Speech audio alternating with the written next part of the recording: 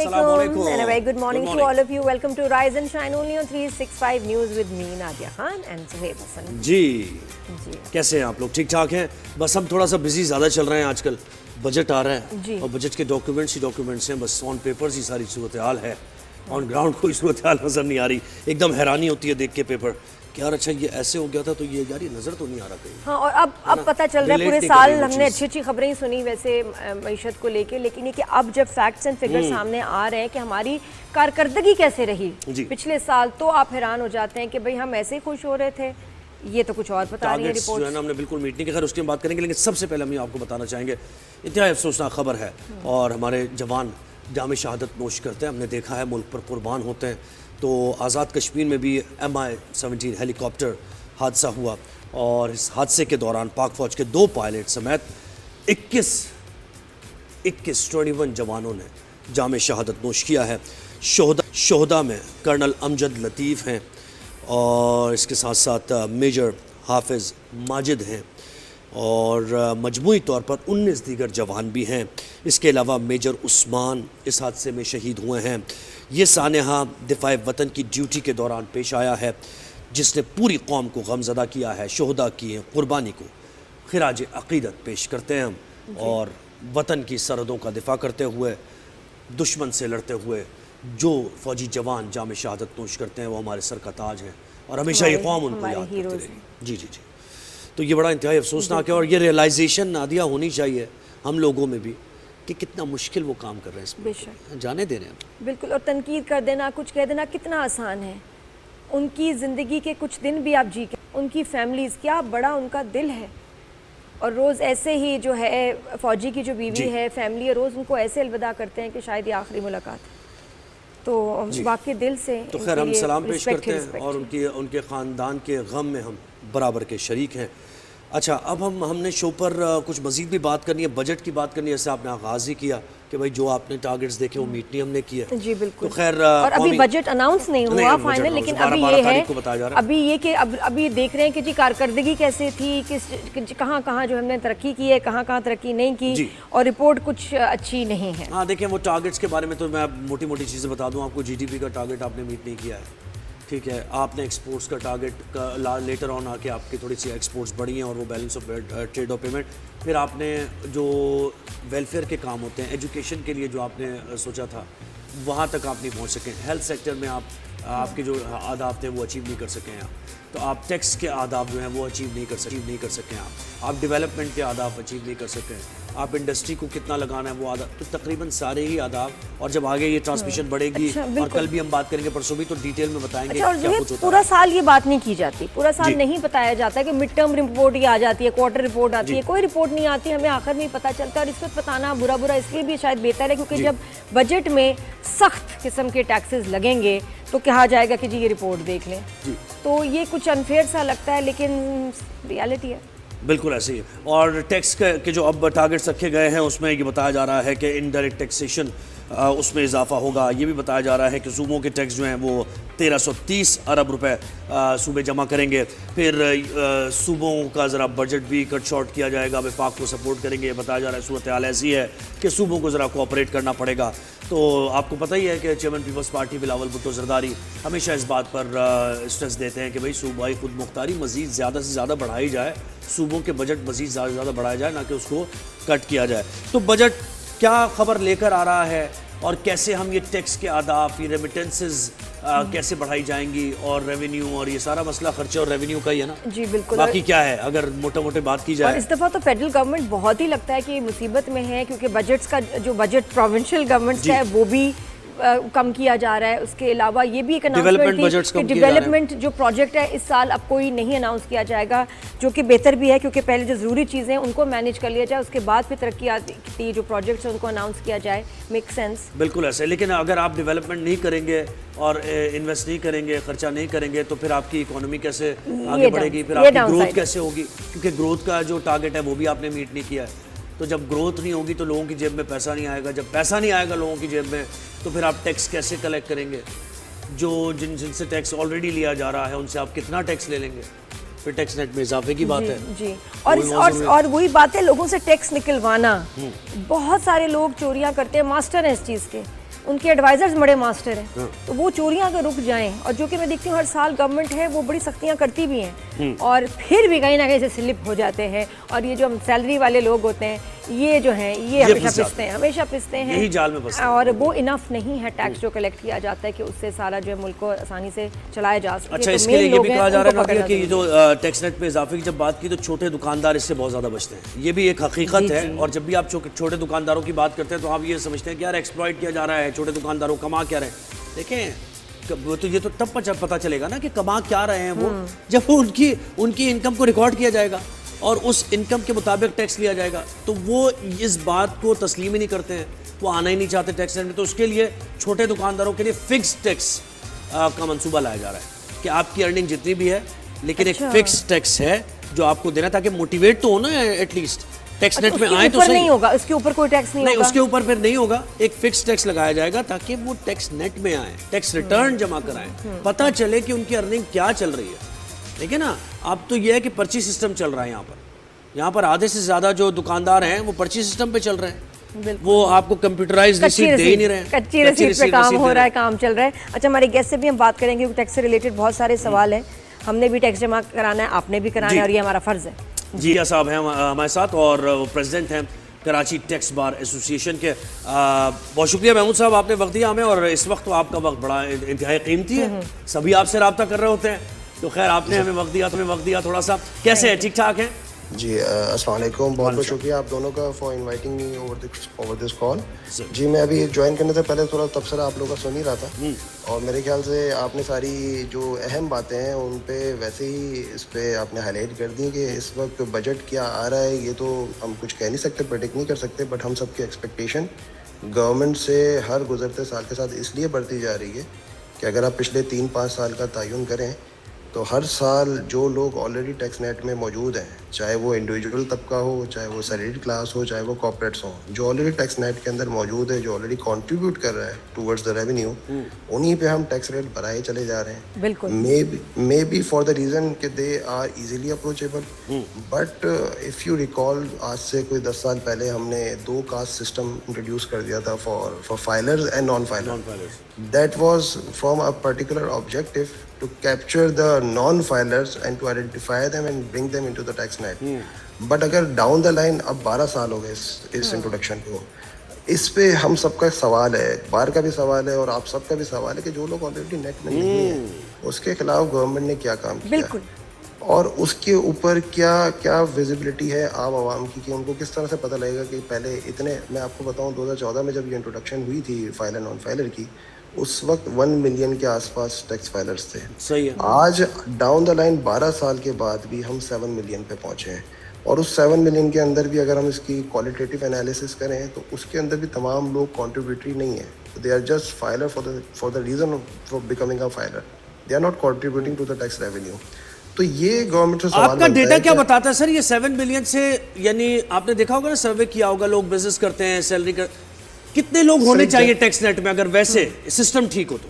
Sir potential तो जो लोगों ने एनालिसिस किया हुआ है उनके एनालिसिस के हिसाब से पोटेंशियल तो 10 मिलियन प्लस का होना चाहिए, लेकिन अगेन कितने होंगे, रिपीट कीजिएगा, दोबारा बताइए। मेरा अपना एनालिसिस नहीं है, जो what I heard from the people who do this analysis, वो 10 मिलियन से प्लस की बातें करते हैं, लेकिन again number is not important. Actually important बात वही है जो आप लोगों ने भी आइडेंटिफाई की, कंट्रीब्यूट कितना लोग कर रहे हैं। एक्चुअली हमारा जो डिफरेंट सेगमेंट ऑफ इंडस्ट्रीज और डिफरेंट सेगमेंट ऑफ सोसाइटीज वो कितना जीडीपी में कंट्रीब्यूट कर रहे हैं और उस रेशो में टैक्स में कितना कंट्रीब्यूट कर रहे हैं। We all see flourishing industries, बहुत सारी चीज़ें फ्लरिश कर रही हैं, बट उसका contribution in terms of tax वो उस तरह से प्रोमिनेंट नज़र नहीं आ रहा। लकीली पिछले 2-3 सालों में गवर्नमेंट ने बहुत सारे स्टेप्स ऐसे लिए हैं, इसमें मैं बिल्कुल एक्नॉलेज करना चाहूँगा एक पॉजिटिव साइड गवर्नमेंट की, कि उन्होंने बहुत सारी चीज़ें ऐसी इंट्रोड्यूस करवाई हैं जो कि ग्लोबली बड़ी सक्सेसफुल रही हैं टैक्स नेट को फ़रोग देने में। बट हमारे यहाँ थोड़ा सा हमें एक ग्राउंड रियलिटी समझनी पड़ेगी कि हम जब डेवलप्ड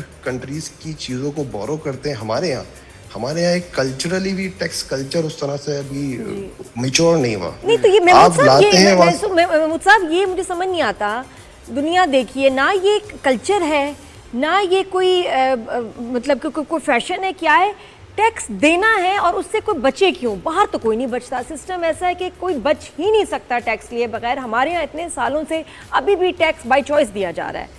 नादिया मैडम, आप हम सब एक सोशल कल्चर में, जब सोशल सोसाइटी में जब बैठते हैं, हम सब के सर्कल में आप आइडेंटिफाई करती होंगी बहुत से लोग ऐसे होंगे हम तो टैक्स दे रहे हैं, सैलरीड क्लास पर्सन, लेकिन अदरवाइज जो लोग बाहर बैठे हुए वो शायद बेहतर तरीके से अपना लाइफस्टाइल को फ्लरिश भी कर रहे हैं जी। और शायद वो कहीं ना कहीं हम पे हंसते हैं यार, why you are paying this taxes, हम तो नहीं दे रहे। तो ये जो कल्चरल डिफरेंस है ना, इस पे एक बहुत बड़ा वजह जो नहीं, और देखिए इसमें ये भी है कल्चरल में, जो आपने, मैं इसको ऐड ऑन करूंगा कि आप ये सोचते हैं कि हमें क्या मिल रहा है टैक्स देके। एग्जैक्टली, ये but why are they getting away with it? इतने सालों से they get away with it, क्यों? इस पे दो वजह है ना। एक वजह तो आपने खुद ही बताई कि हम जब ग्लोबल देखते हैं ना, वो टैक्स का पैसा लगता हुआ नजर आता है इंटेंजिबल टर्म्स। उनको पता लगता है कि यार ये चीज़ें डेवलप हो रही है, इंफ्रास्ट्रक्चर डेवलप हो रहा है, मुझे अदरवाइज स्पेंड करने की जरूरत नहीं है। यहाँ पे अच्छे से अच्छा पढ़ा लिखा तबका भी टैक्स देने से इसलिए रिलक्टेंट है। वो कहते हैं जब मैंने सिक्योरिटी प्राइवेटली करनी है, मैंने रोडें खुद बनवानी है अपनी प्राइवेट तौर पर, स्कूलिंग मेरी प्राइवेट है, बच्चे मैंने बाहर भेजे हुए हैं, तो सब कुछ जब मैंने पानी के टैंकर तक मैं प्राइवेटली मंगवा रहा हूँ, तो ये सब कुछ जब मैं खुद कर रहा हूँ, तो मैं जो गवर्नमेंट को दे रहा हूँ मैं अपने एक्सपेक्टेशन से ज़्यादा ही दे रहा हूँ। बिल्कुल। तो अगर मुझे कहीं भी लीगल बाउंड्रीज में रहते हुए और अदरवाइज अगर मैं कोई 2 पैसे बचा लेता हूँ गवर्नमेंट से, तो I am spending otherwise on those. अच्छा महमूद साहब, मुझे बताएं हमने रिटेल की जो बात की और बहुत ही मार्जिन है इस जगह, अगर हम देखें यहाँ से टैक्स कलेक्ट किया जा सकता है, फिक्स टैक्स लाया जा रहा है, ये इस स्कीम को आप कैसे देते हैं? पहले भी इस तरह की स्कीम मुतारिफ कराई गई है लेकिन फायदा नहीं। और ये क्या है फिक्स टैक्स? देखें, इसमें भी 2 चीज़ें हैं। एक तो ये कि अगर आप ये कहें कि वो सेगमेंट कंट्रीब्यूट सिरे से ही नहीं कर रहा, हमारे यहाँ बहुत सारी चीज़ें ऐसी हैं जो कि डायरेक्टली नहीं है बट इनडायरेक्टली मौजूद है, यानी इनडायरेक्ट टैक्सेशन, चाहे वो सेल्स टैक्स हो चाहे वो इनकम टैक्स हो। जब तक हम अपना पूरा टैक्स फ्रेमवर्क को सिंप्लीफाई नहीं करेंगे, not only for retailer but for the entire segment of industries, उसमें जब तक टैक्स फ्रेमवर्क सिंप्लीफाई नहीं होगा, जब तक लोगों को पता नहीं लगेगा कि मैं एक ही बार टैक्स दे रहा हूँ। अभी उनका ख्याल ये है कि अगर हम यहाँ पे भी टैक्स दे रहे हैं तो हम अदरवाइज वैसे भी दे रहे हैं, हम इलेक्ट्रिसिटी पे भी दे रहे हैं, हम बहुत सारी ट्रांजेक्शन पे भी दे रहे हैं, जो कि हकीकत है। तो वाई शुड वी पे थ्रू दिस न्यू रिजीम, जबकि हमें इसमें खौफ ये है कि अगर हमने इसमें फाइलिंग कर दी तो कल को FBR आके हमसे कहेगा कि पिछले 5 साल का डाटा भी दिखाओ। तो ये अब इम्यूनिटी देना मैं प्रमोट नहीं कर रहा, बट अगेन हमें कोई देना पड़ेगा ट्रांजिशन उन तमाम सेगमेंट के लिए जिनको आप फर्स्ट टाइम टैक्स नेट में ला रहे हैं। उनको आपको थोड़ी सी श्योरिटी देनी पड़ेगी कि उनके खिलाफ क्या क्या एक्शन हो सकते हैं और क्या क्या चीजें उनके साथ हम थोड़ी रिलैक्स लेके चलेंगे, ताकि पहले आप इनको टैक्स 2010 में भी ऐसा कुछ हुआ था कि एक्सपर्ट जो बाहर रहने वाले लोग थे इनके साथ कुछ ऐसा किया था, टैक्स नेट में लेके आए थे। लेकिन एक अच्छी चीज बताएं महमूद साहब, ये क्योंकि अब टैक्स हमने, मैडम ये बात हम 15 साल पहले भी कर रहे थे, बहुत आती रहती है, 10 साल बाद भी हम ये बातें शायद कर रहे हैं। अच्छा एक चीज बताएं, ये एडवांस टैक्स क्या होता है? बहुत सारे फाइलर्स को भी टैक्स हालांकि जमा कराना है 1 आध महीने में 2 महीने में, लेकिन एक ईमेल आई सबको कि बहुत सारे लोगों को कि जी आप एडवांस टैक्स दें। ये ईमेल तब भी आई थी जब टैक्स लास्ट ईयर जमा कराया था, उसके बाद भी कि एडवांस टैक्स आप पे कर दें फौरन। FBR की तरफ से ईमेल आती है, व्हाट इज दिस? बेसिकली ये कानून है, हर इंडिविजुअल तो नहीं, एक पर्टिकुलर थ्रेशोल्ड के ऊपर के इंडिविजुअल को और बहुत सारे कॉर्पोरेट्स पे एप्लीकेबल है, उनको हर क्वार्टर में अपना एडवांस टैक्स जमा कराना है। पिछले 2 साल से FBR इस हद तक एक्टिव हो गया है कि उन्होंने एक auto generated system based email बना दी है, जो हर क्वार्टर में हर इंडिविजुअल जिस पे एडवांस टैक्स बनता है अंडर द लॉ और जिस कॉर्पोरेट पे एडवांस टैक्स बनता है, उनको एक ईमेल आ जाती है कि आपने ये जमा कराना है।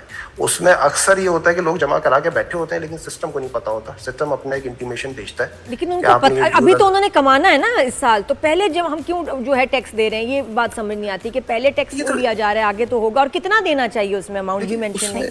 उसमें होता ये है कि FBR का अपना एक एनालिसिस होता है, उनको लगता है कि आपने जो बिजनेस पिछले साल किया था या लास्ट क्वार्टर में किया था, उसके हिसाब से अगला क्वार्टर में इतना एस्टिमेट करें तो आपका इतना एडवांस टैक्स आप हमें अपफ्रंट दे दें।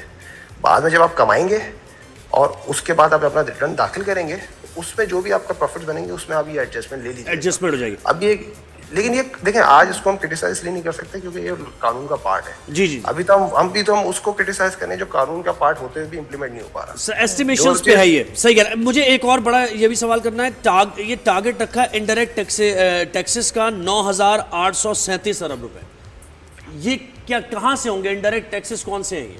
देखिए, दुनिया में होता है कि आप डायरेक्ट टैक्सेस पे ज़्यादा NSR करते हैं और इनडायरेक्ट टैक्सेस आपके होते हैं सिर्फ डॉक्यूमेंटेशन को फरोग देने के लिए।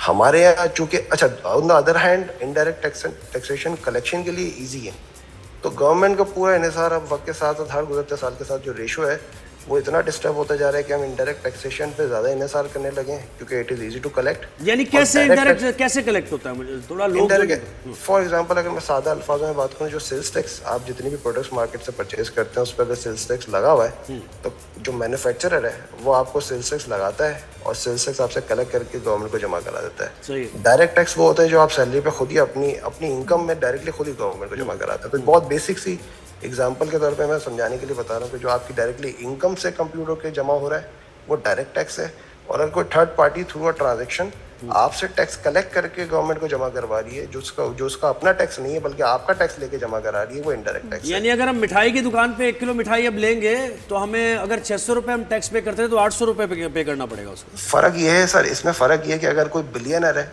वो भी अगर 1 किलो मिठाई लेगा तो उसको भी उतना टैक्स देना है, और अगर कोई उस तबके का नहीं है और कोई ये पैरिटी अच्छी है, वो भी इसका क्या फायदा है, वो भी उतना ही टैक्स जमा कराएगा। तो ये टैक्स निजाम है ना, ये रिग्रेसिव टैक्सेशन कहलाती है। ये कोई बहुत अच्छी चीज नहीं है। दिस इज जस्ट टू, दुनिया में हम ये चीज अडॉप्ट नहीं करते दुनिया से। और ये सैलरीड पर्सन्स पे बहुत ज्यादा टैक्स है जिसकी वजह से वो बेचारे घबरा भी जाते हैं कि ये इस दफा कुछ रिलीफ है, कुछ इतना ज्यादा है कि वन वंडर्स क्या घर क्या लेके जाएंगे। हाँ, स्लैब्स में कुछ रिलीफ दिया, वो घबरा बिल्कुल सही जाते हैं। अब तो मेरे ख्याल से वक्त जरूर आ गया है कि वो घबरा जाना चाहिए उनको, क्योंकि टैक्स रेट उनका बहुत ज्यादा हो गया है।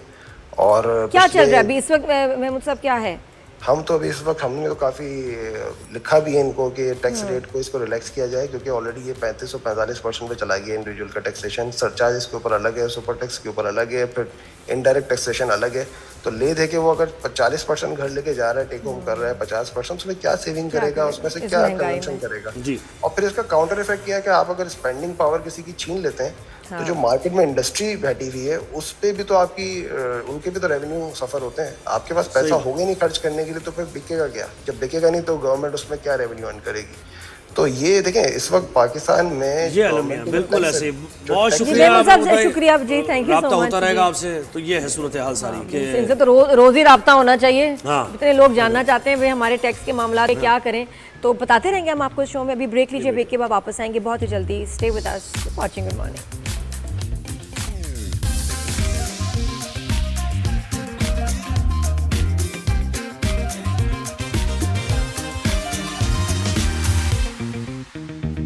Welcome back after the break. Good morning everyone. जी जुहेब, बड़े और सीरियस बहुत मामला, जंग का मामला जो कि फिर से एस्केलेट कर गया है। अमेरिका ईरान, कल तक तो अमेरिका इसराइल को मना कर रहा था कि खबरदार हमले किए तो मैं तुम्हारा साथ नहीं दूंगा, और अब पैदर पे हमले किए जा रहे हैं।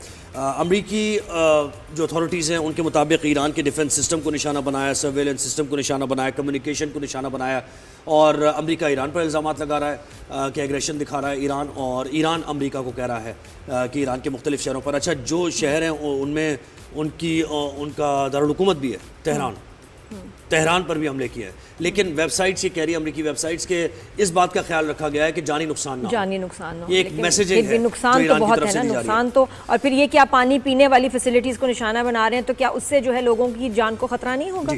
तो ईरान ने 18 अहम फौजी मकामात को निशाना बनाया अमेरिका की, और अमेरिका ने मगरबी तेहरान, बंदर अब्बास, मिनाब और दीगर शहरों में हमले किए हैं। तो टेंशन बढ़ गई है। हमें ज्वाइन किया है सैयद मोहम्मद अली साहब ने, डिफेंस एनालिस्ट हैं। अस्सलाम वालेकुम, गुड मॉर्निंग, कैसे हैं आप? जी वालेकुम सलाम, अल्हम्दुलिल्लाह। आप कैसे हैं? खैरियत से? जी, थैंक यू। प्लीज़ अली बताइएगा कि दोबारा से एस्केलेशन इस तरह से, फिर ये कि क्या इनको अप्रूवल नहीं ट्रंप को अब चाहिए थी कोई भी हमला करने से पहले, अब सेनेट की, या ये तो बिल्कुल शुरू ही हो गए। हमने कहा शायद एक दिन की बात है, ये तो फुल फ्लेज दोबारा से हमले शुरू हो गए। देखिए नादिया, अगर आप मुझे 1 मिनट दें तो मैं एक्चुअली आपको एक्सप्लेन करना चाहता हूँ ये क्या हो रहा है और क्यों हो रहा है। देखिए सदर ट्रंप जो है ना, वो बड़े कोहना मश किस्म के बिजनेसमैन हैं और टफ निगोशिएटर हैं। पूरी जिंदगी जो उन्होंने कारोबार में कामयाबी हासिल की है, वो अपने हरीफ को धमकियों के जरिए दबाव पे ले आते हैं और फिर अपनी मर्जी की शरायत मनवा लेते हैं। ये उनका बिजनेस सक्सेस रहा है पूरी जिंदगी। अब इसी अंदाजे इसी मिजाज को अगर वो इंटरनेशनल पॉलिटिक्स और सिक्योरिटी में अप्लाई करते हैं तो पूरी दुनिया के जो ममालिक हैं ना, वो 2 तरह का रद्द-ए-अमल सामने आता है। एक आपने देखा कि यूरोप और नेटो के ममालिक, जापान, साउथ कोरिया, ये सारे ममालिक, बरतानिया, इटली, स्पेन, वो सारे नाला हो गए, अमेरिका से दूर हो गए। जब उन्होंने दबाव डाला कि जी आप ईरान के खिलाफ फौज लेके आए, तो उन्होंने कहा हम तो नहीं लेके आते।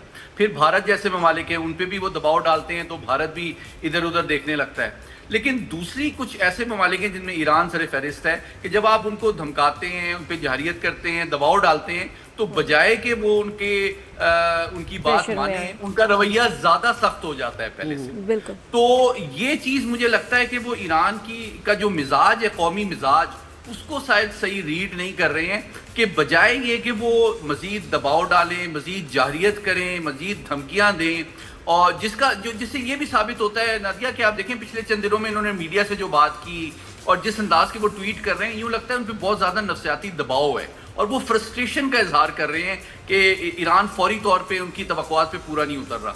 जबकि दूसरी जानिब जितना ज्यादा ये दबाव डालते हैं, हमला करते हैं, ईरान का रवैया उतना सख्त हो जाता है। तो बहुत जरूरी है कि उनको कोई मशवरा दे कि जनाब आप दबाव डालने और जाहिरियत के अलावा आप कोई इंसेंटिव दें ईरान को कि वो फ्लेक्सिबिलिटी भी शो करे और साथ ही साथ थोड़े से मामलात में पेशरफ भी पॉसिबल हो।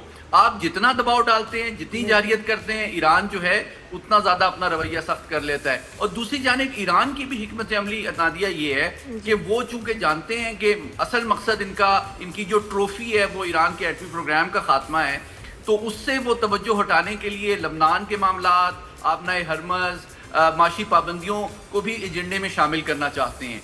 तो मैं समझता हूँ बुनियादी इस सारी कशीदगी की वजह सदर ट्रंप की फ्रस्ट्रेशन है कि ईरान फौरी तौर पे उनकी तमाम चीजें मान नहीं रहा है। लेकिन अली वही बात की कोई इजाजत नहीं चाहिए थी इनको सेनेट से कि हमला करने से पहले कुछ नहीं, देखिए वो इसलिए नहीं चाहिए थी कि जो अभी एक अमेरिकी AH-64 अपाची गनशिप हेलीकॉप्टर जो तबाह हुआ है, वो उनको एक प्रीटेक्स्ट प्रोवाइड करता है कि उसके रिएक्शन में जी हमने ये काम किया है। असल बात ये है कि दोनों ममालिक के दरमियान कोई क्राइसिस मैनेजमेंट का कोई निज़ाम नहीं है। जिस तरह पाकिस्तान और भारत के दरमियान DGMO की हॉटलाइन है कि जनाब आप अगर सीज फायर है तो उसको इंश्योर करें दोनों जानिब के कमांडर, पासदारान इनकलाब और सेंटकॉम के कमांडर के जनाब ये क्या आपने वाकई हमला किया है या गलती से हो गया है, तो ताकि एस्केलेशन ना हो और मिस परसेप्शन की बेसिस पे ओवर रिएक्शन अमेरिका की तरफ से साबित तो इसमें क्या पाकिस्तान का किरदार अब महदूद होता जा रहा है या पाकिस्तान नहीं, मैं नहीं समझता। पाकिस्तान का किरदार पहले से ज्यादा अहम और कीमती इसलिए होता जा रहा है कि जनाब आप देखिए एक जानिब पूरी दुनिया में सिर्फ पाकिस्तान और खुसूसन फील्ड मार्शल आसिम है जो कि जंग को बंदी को देरपा बनाने की कोशिश कर रहे हैं, और दूसरी जानिब खुसूसी तौर पे नेतन्याहू साहब हैं जो कि मुसलसल इस अमन की कोशिशों को सबोताज करने की कोशिश कर रहे हैं। तो इन दोनों का भी प्रेशर है सदर ट्रंप पे, प्लस आने वाले मिड टर्म इलेक्शंस की भी उनको टेंशन है। तो ये और जो अभी कई अमेरिकन स्टेट्स में गवर्नर वगैरह की अपॉइंटमेंट हो रही है, तो उनके ऊपर दाखिली सतह पे बहुत ज्यादा दबाव है और उनसे तवक्को की जा रही है कि फौरी तौर पे जंगबंदी की जाए। लेकिन एक जानिब इसराइल जो है वो इस जंगबंदी की कोशिशों को मुसलसल रोजाना लबनान पे हमले करके नाकाम बनाने की कोशिश कर रहा है, और जिसकी वजह से ईरान का रवैया भी सख्त है, वो लचक नहीं दिखा रहा। तो ये दो दबाव हैं जिसकी वजह से वो बहुत फ्रस्ट्रेटेड हैं और बाज औकात वो ओवर रिएक्ट करते हैं जिसका फायदा नहीं होता, नुकसान होता है। जी। और IAEA का बताइए, एक रेजोल्यूशन पास हुई है जिसमें चाइना ने साइन नहीं किया, रशिया ने साइन नहीं किया, लेकिन और दीगर बड़ी ताकतों ने साइन किए हैं कि ईरान को अपना न्यूक्लियर जो प्रोग्राम है उससे मुतालिक दस्तबरदार होना पड़ेगा। तो ये भी तो एक बड़ी पेशरफ है ना। और यही क्या वजह कि रशिया और चाइना ने नहीं साइन किया? देखिए इसमें दो पहलू हैं, कानूनी तौर पे और टेक्निकल पहलू। देखिए कानूनी तौर पे ईरान चूंकि नॉन प्रोलिफरेशन ट्रीटी का सिग्नेटरी है, तो उसका मतलब क्या है, आसान अल्फाज में समझाता हूँ कि उसने ये गारंटी आलमी कानून के मुताबिक NPT साइन करके दी हुई है कि मैं ना एटमी हथियार बनाऊंगा, ना रखूंगा, ना इस्तेमाल करूंगा, ना किसी और को रखने की इजाज़त दूंगा, लेकिन इसके एवज मुझे पुरअमन मकासद के लिए एटमी प्रोग्राम जारी रखने की इजाज़त दी जाएगी। और ये NPT जो है 187 दुनिया के मुल्कों ने साइन की हुई, अमेरिका, ईरान कोई वाहिद मुल्क नहीं है। तो बात दरअसल ये है कि अगर उस पर दबाव डाला भी जाए कि जनाब आप ये अपना एटमी प्रोग्राम ख़त्म कर दें, तो वो एक सियासी, नफ्सियाती, तस्वीराती दबाव तो है, लेकिन इसके पीछे कोई कानूनी फ्रेमवर्क नहीं है। अमेरिका भी जो है अगर ये मामला ईरान के एटमी प्रोग्राम के खात्मे का UN सिक्योरिटी काउंसिल में भी ले जाए तो चीन और रूस उसको वीटो कर देंगे। तो आलमी कानून को इस्तेमाल करके अमेरिका पाबंद नहीं कर सकता ईरान को कि आप अपने हक से दस्तबरदार हो जाएं। इसीलिए वो धमकी का, पाबंदियों का और जाहिरियत का इस्तेमाल कर रहे हैं, लेकिन वो भी कारआमद साबित नहीं हो रही। जिस तरह मैंने पहले गुजारिश की, वो ईरान के रवैये को मजीद सख्त कर रही है। और अली, नुकसान भी जितना होता है बताया नहीं जा रहा। अभी इराक पे दोबारा हमले हुए हैं, बहरीन पे जो है ईरान अब ऑब्वियसली उनकी जो अमेरिकन बेसिस हैं उनके ऊपर हमले कर रहे हैं, लेकिन ये अब हम देख रहे हैं कि बातें होती हैं, एविडेंस नहीं होता, और कितना नुकसान है वो भी नहीं बताया जाता। हमले हुए लेकिन नुकसान क्या हुआ वो क्यों नहीं कोई बताता? जी बिल्कुल, देखें मैंने जिस तरह गुजारिश की कि बुनियादी इशू यही है कि बहुत ज़्यादा दाखिली सियासी दबाव बढ़ रहा है सदर ट्रंप पे। फौजी जाहरियत के ज़रिए से वो एटमी प्रोग्राम को देरपा अंदाज में तबाह करने में उनकी अफवाज नाकाम हुई हैं। दूसरी जानिब इसराइल जो है वो अमेरिका की बात नहीं मान रहा, क्योंकि नेतन्याहू को भी पता है कि अगर उसने जंग बंद कर दी तो अब उसके खिलाफ जंगी जराइम का मुकदमा, करप्शन का मुकदमा पड़ जाएगा, और सदर ट्रंप उसको याद करा रहे हैं कि अगर तुमने जंग बंद ना की तो ऐन मुमकिन है तुम जेल में चले जाओ। तो वो भी चाह रहे हैं कि जंग को तूल दें। तो ये 3-4 जो दबाव सदर ट्रंप पे हैं, इसकी वजह से उनके ऊपर बहुत ज़्यादा फ्रस्ट्रेशन है, जिसका इजहार वो अपने मीडिया टॉक्स में भी करते हैं, ट्वीट में भी करते हैं। लेकिन ज़रूरी है कि उनको मशवरा दिया जाए कि अब वो थोड़ा सा होश के नाखून लें, एहतमाल और जिम्मेदारी के साथ ईरान के साथ प्रैग्मेटिकली डील करें। जाहरियत और दबाव और धमकी के जरिए तो अभी तक उनको मकसद हासिल नहीं हुआ, तो उसको अगर आप कोई इकोनॉमिक इंसेंटिव देते हैं, और ऐसे में अली पाकिस्तान का भी क्या रोल होगा? जी, पाकिस्तान ने बहुत सफारती मामलात में कितना देखें एक्टिवली इन्वॉल्व रहे हैं, लेकिन अब पाकिस्तान क्या करेंगे जब ये हम क्या करेंगे जब ये मामला फिर से खराब हो गए हैं? जी देखिए, दो बातें हैं नादिया। पाकिस्तान का जो मौक़िफ़ है इस कशीदगी के हवाले से, वो दुनिया का बेहतरीन और मुकम्मल न्यूट्रल मौक़िफ़ है कि पाकिस्तान ईरान के खिलाफ जारियत की भी मजम्मत करता है, और पाकिस्तान जो हमारे अरब भाई हैं उनके भी जो सिविलियन तनसीबात पे जारियत की मजम्मत करता है। हम किसी के साथ नहीं खड़े, हम सिर्फ ये चाहते हैं कि इस खित्ते में अमन हो, जंग को रोका जाए, अमेरिका की जानिब से हो या ईरान की जानिब से हो, दोनों जानिब से जाहरियत को रोका जाए, और ताकि, क्योंकि देखिए इसका नुकसान ना सिर्फ जिस तरह आपने बिल्कुल सही कहा, इस खित्ते के ममालिक पाकिस्तान, इंडिया, पूरी दुनिया की मईशत और गरीब आवाम को हो रहा है, और इसका फ़ायदा किसी को भी नहीं है।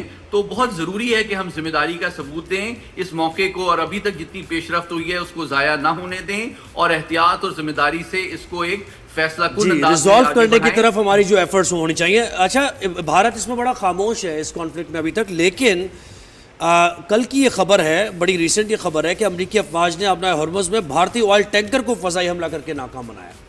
तो देखिए, मैं समझता हूं कि भारत जो है पिछले 1 साल से दुनिया के हर महाज और फोरम पे लूजर है। ना सिर्फ ये कि पाकिस्तान ने उसकी ताकत का जोम दुनिया के सामने मार्के हक में एक्सपोज किया, बल्कि अब आप देखें उन्होंने कितनी मिस कैलकुलेशन की कि इस जंग के शुरू में एक दिन पहले मोदी साहब नेतन्याहू साहब से मिलने इसराइल पहुंचे हुए थे और उसके साथ इजहार यकजहती कर रहे थे। तो अब जबकि ईरान खड़ा हुआ तो और फिर आपने देखा कि भारतीय जो जासूस हैं वो इसराइल के लिए काम कर रहे हैं पूरे मशरिक़ वुस्ता में, तो अब भारत के ऊपर एतमाद अरब दुनिया में, ईरान में भी कम हो गया है, और अब इसलिए वो उनको पता चल रहा है कि अरब दुनिया में वो इर्रेलेवेंट होते जा रहे हैं। सिर्फ नेतन्याहू के साथ खड़े होना उनकी एक मिस कैलकुलेशन थी, और अब उनको मसला ये है कि चूंकि वो तेल और गैस के लिए मशरिक़ वुस्ता पे डिपेंडेंट हैं, तो अब देखिए पाकिस्तान तो चूंकि न्यूट्रल है और हम चाहते हैं, इसलिए ईरान और अमेरिका दोनों का एतमाद हम इंजॉय करते हैं, जबकि भारत दोनों का एतमाद खो चुका है। इसलिए अब आपने हरमुज़ के इस्तेमाल की उसको इजाज़त नहीं है, ना ईरान उसके जहाज़ को गुजरने देता है, ना अमेरिका गुजरने देता है। तो इसका उनकी मिस कैलकुलेशन की वजह से खुद उनकी एनर्जी सिक्योरिटी और तेल की तरसील पे भी असर पड़ रहा है, और जिसकी वजह से जो मोदी साहब की गलत फॉरेन पॉलिसी है और दहशत गर्दी की पुष्पनाई है, और अपने इंटेलिजेंस ऑफिसर को मिडिल ईस्ट में, अमेरिका में उसका नुकसान भारत को भी हो रहा है। बहुत शुक्रिया सईद मोहम्मद अली, आपने वक्त दिया हमें। Thank you. और जो स्ट्रेट ऑफ हॉर्मुज़ है फुली जो है ब्लॉक्ड और गई है close for all kind of business. अब टेंशन दोबारा से शुरू, अल्लाह खैर करे। ब्रेक लेते हैं, ब्रेक के बाद फिर मजीद और बातें करेंगे। देखते हैं rise and shine on 365 news. Good morning.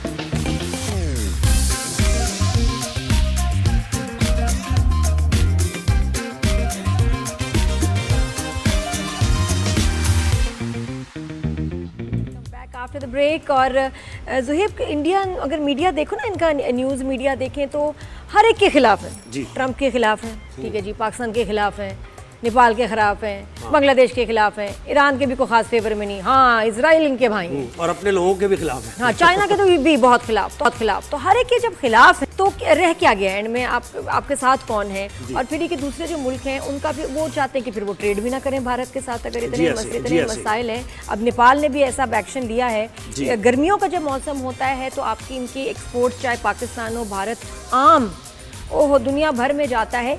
इनकी ज़रा मार्केटिंग चालाकियाँ, कॉन्टैक्ट्स वगैरह बहुत काम आते हैं, लेकिन आप यकीन करें मैं तो खुद बाहर जब रही हूँ, पाकिस्तान का आम है। मैंने भारतीयों को भी देखा है कि वो इंडियन आम जो कि आगे पड़ा होगा साइड पे करके पाकिस्तानी आम को ख़रीदते हैं। माशाल्लाह इतना ज़बरदस्त है हमारा आम, लेकिन इनके साथ आम बात नहीं है। ख़ास बात हुई क्या नेपाल से, बताएं? खास बात ये हुई है कि देखें, जब आप एक्सपोर्ट करते हैं कोई चीज़ तो बायलैटरल ताल्लुकात अपनी जगह, लेकिन एक्सपोर्ट क्वालिटी वो होगी तो फिर आपकी एक्सपोर्ट भी ये एक फॉल्ट है भारत के अंदर।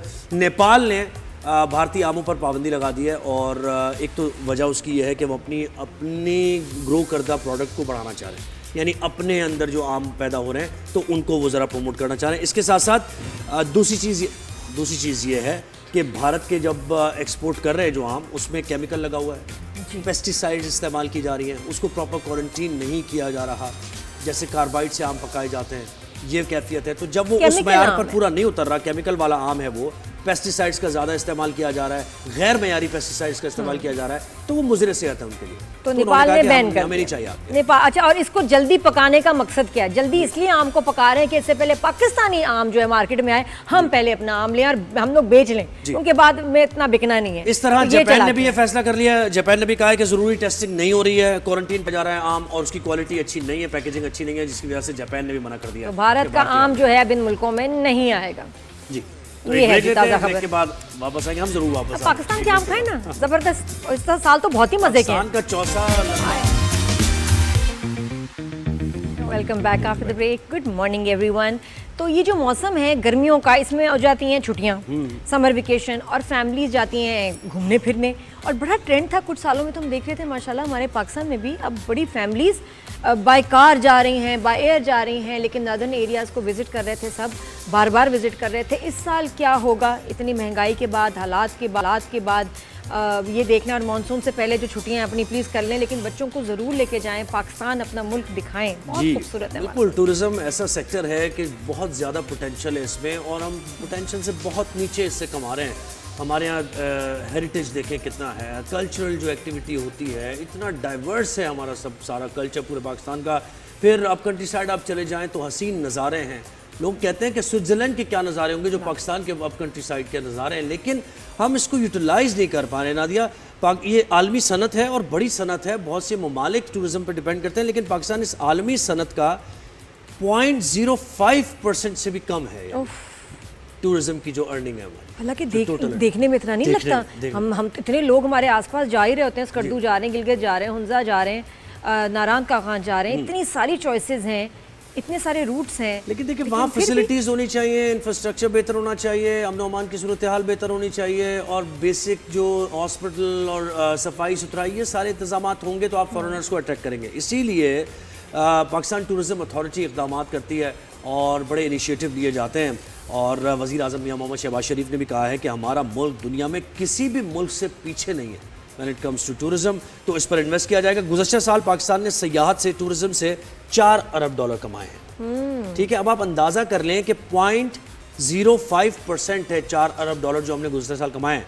तो अगर हम 2% या 3% या 4% पे आ जाएं तो हमारी मईशत में कितना कंट्रीब्यूट कर लेगा। एंड व्हाई नॉट, क्योंकि देखिए आप ये जो अब इंटरनेशनल कम्युनिटी का भी बड़ा इंटरेस्ट है। बहुत सारे इंटरनेशनल ब्लॉगर्स आए जिन्होंने वीडियोस बनाई और इतना अच्छा एक्सपीरियंस अपना शेयर किया, जिसमें लोग बेहतरीन और जगह इतनी हसीन, वो एक्सपेक्ट ही नहीं कर रहे थे। लेकिन अब आप देखें कि उसके लिए आसानी कोई पैदा किया, जैसे इंडोनेशिया में बाली बाकी इंडोनेशिया से बिल्कुल अलग उसको किया हुआ है। उसकी फैसिलिटीज़, उसके रूल्स रेगुलेशंस, आसानियाँ, उसका एयरपोर्ट, इतनी मुश्किल जगह एयरपोर्ट फिर भी बनाया हुआ है उन्होंने आइलैंड में। तो ये इस तरह की चीज़ें करके क्या है कि दुनिया भर से लोग, खास तौर से ऑस्ट्रेलिया क्योंकि बॉर्डर मिलता है, वहाँ से जाते हैं Bali, and that's another world. Indonesia एक तरफ पूरा और बाली एक तरफ, लेकिन अट्रैक्ट करने के लिए, और उसमें number 1 of the most famous attractions है बाली। जी बिल्कुल ऐसे। और देखिए, हम इंफ्रास्ट्रक्चर की जब बात कर रहे हैं ना, और हम वहाँ पे तामीरात की बात कर रहे हैं, तो ये भी दुनिया में बहुत ख्याल रखा जाता है कि जिस भी एरिया में जो लोग रहते हैं उनकी जो पुरानी हिस्टोरिक जो बिल्डिंग्स हैं, जो उनका तर्ज तामीर है, वो चेंज नहीं करते। हमारे यहाँ प्रॉब्लम ये है कि हम कालाम की साइड चले जाएं, नारायण कागान चले जाएं, तो आपको वो लाहौर में जैसे इमारतें बनती हैं उस तरह की फील आती है, दुकानों में शटर वाली दुकानें। लेकिन दुनिया में ऐसा नहीं होता, नहीं, अलग ही अगर हट्स बन रही हैं तो वो उनका एलिवेशन जो बाहर का है वो वैसा ही रहता है। आपको लगेगा 100 साल 200 साल 300 साल पुराने जैसे घर है। तो ये एक खास तौर पे ध्यान रखने की जरूरत है। हमें ज्वाइन किया है सरदार यासिर इलियास साहब ने, जो कि गवर्नमेंट एडवाइज़र हैं टूरिज्म को लेकर। अच्छे अच्छे इनिशिएटिव लिए जा रहे हैं, तो उनको वेलकम करते हैं शो पर। अस्सलाम वालेकुम, गुड मॉर्निंग, कैसे हैं आप?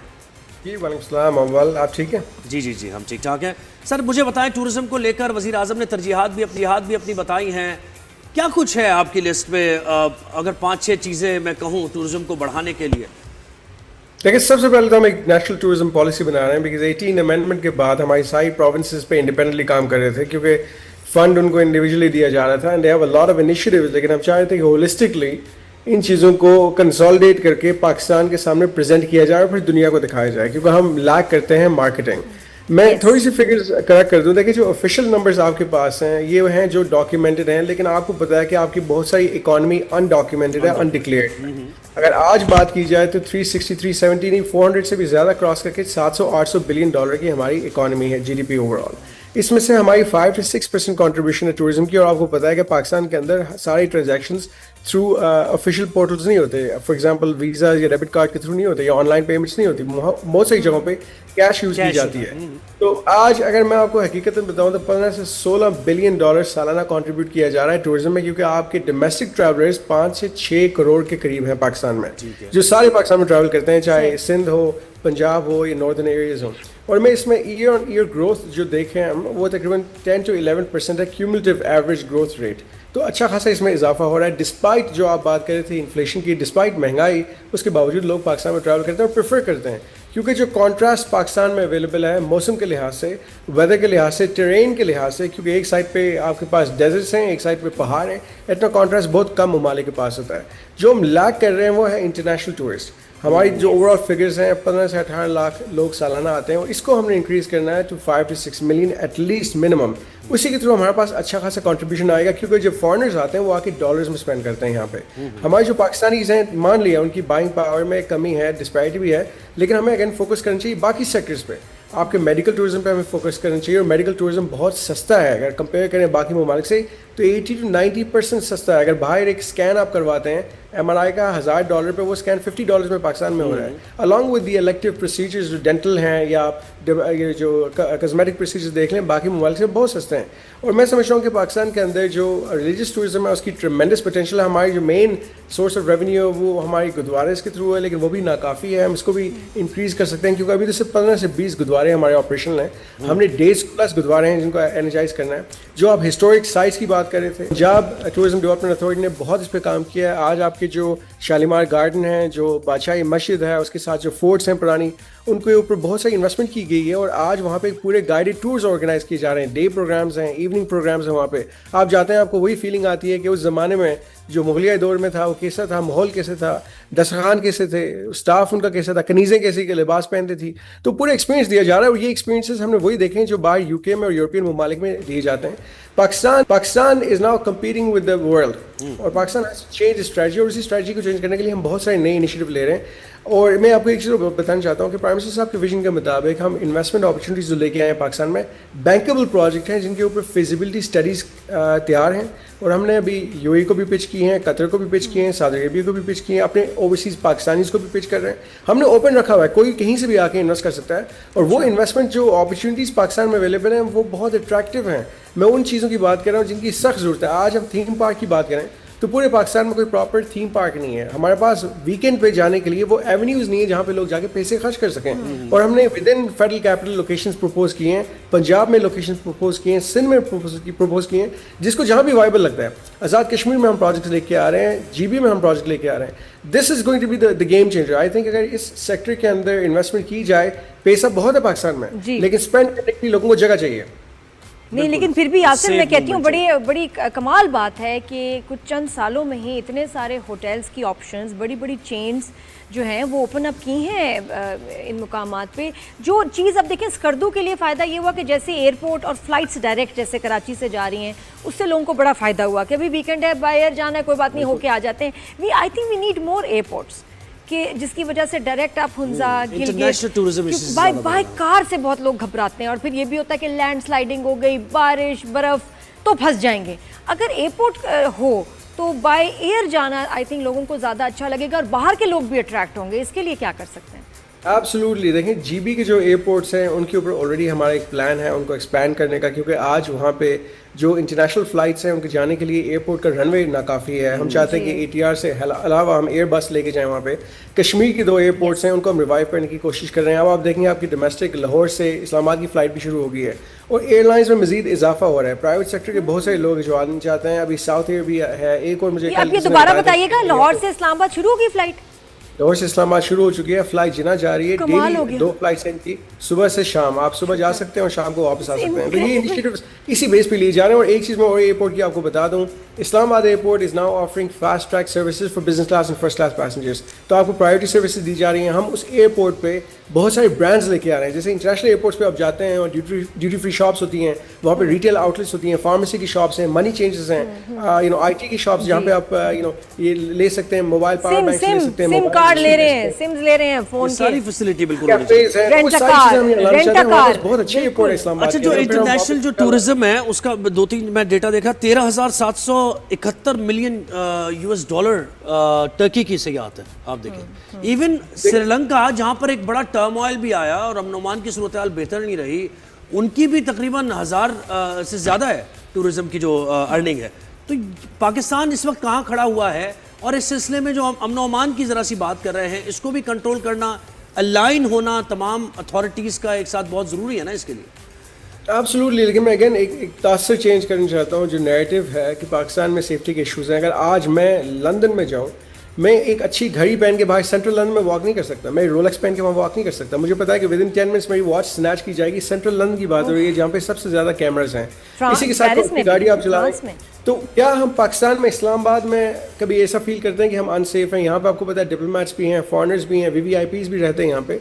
तो पाकिस्तान के बारे में जो नैरेटिव है वो गलत है। मैं आपको एक एग्जांपल और देता हूँ। मैं मालूम शब्बा गया था स्कीइंग के लिए, और मैं वापस आया कोई 3-4 दिन बाद, अपनी फैमिली के साथ गया हुआ था, वहाँ कैजुअल ट्रिप था, और बाकायदा मैंने एक नॉर्मल इंसान की तरह जाके विजिट किया वहाँ पे। 3 दिन बाद वापस आए तो एक इंटरनेशनल चैनल ये दिखा रहा था कि वहाँ पे सिक्योरिटी फोर्सेस टैक्टिकल फॉर्मेशन में टेररिस्ट को ढूंढ रही हैं, और मैं वहीं से होके आया, स्वात से होके आया। मैंने कहा कौन सी सिक्योरिटी फोर्सेस की बात कर रहे हैं? तो इंटरनेशनल जो मीडिया है उनका एक एजेंडा है विच इज़ अगेंस्ट पाकिस्तान, और मैं समझता हूँ उसको करेक्ट करने के लिए मैं अपने मीडिया का एक अव्वल शुक्रिया अदा करता हूँ, और इंकरेज भी करूँगा कि जो नैरेटिव आप लोग बयान करेंगे और पाकिस्तानीज़ को दिखाएंगे, उनको पता चले कि Pakistan is safe and open for business, always has been, always will be. And very big attraction Yasir जो इंटरनेशनल जो ट्रैवलर्स हैं उनकी होती है बीच। हमारे पास बीचेस हैं, हमारे पास समुंदर है, लेकिन उनको उसमें ऑब्वियसली एक privacy, safety and attractive options होनी चाहिए, होटल्स वगैरह, और हो भी रहा है गवादर देखें आप जी। तो वो बड़ा ज़रूरी है कि बीचेस जो है ना इनको इधर अब थोड़ा सा मॉडर्नाइज करके और अच्छा डेवलप किया जाए। वो बड़ी अट्रैक्शन है। श्रीलंका क्यों जाते हैं सारे? ये पूरा यूरोप अट्रैक्ट होगा बेंटोटा के लिए जाते हैं कि वहाँ जी वाटर स्पोर्ट्स करेंगे, बीचेस पे जाएंगे, ये है रिजॉर्ट्स पे जाएंगे, दैट्स व्हाट दे नीड। अब इस पे भी काम होना जरूरी है। बीच को पहाड़ों पे तो बहुत तरक्की हुई है, यहाँ समुद्र के पास ज़्यादा काम नहीं हो रहा। गद्दानी वाली साइड पे 2 रिजॉर्ट्स ऑपरेशनल हैं, एक ग्रीन टूरिज्म की है, एक गवर्नमेंट की है, and I think this is a great initiative. एक आगाज़ हुआ है और कराची से लोग वहाँ पे जाते हैं, ऑलमोस्ट आधे पौने घंटे की ड्राइव है, लोग एंजॉय कर रहे हैं, और ये एक स्टार्ट है। इंशाल्लाह इसको मज़ीद इन्हांस किया जाएगा।